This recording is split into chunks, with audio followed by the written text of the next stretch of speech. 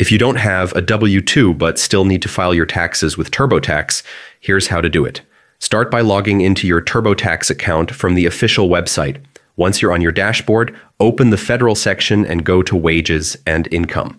Normally, this is where you'd enter W-2 details, but since you don't have one, you'll instead report income through forms like the one 099-NEC. This is typically used if you're self-employed, freelancing, or working as an independent contractor. Have your income records ready because TurboTax will ask you to type in amounts directly from your 1099 form. After entering that information, you'll also see options to add business expenses or deductions related to your self-employment.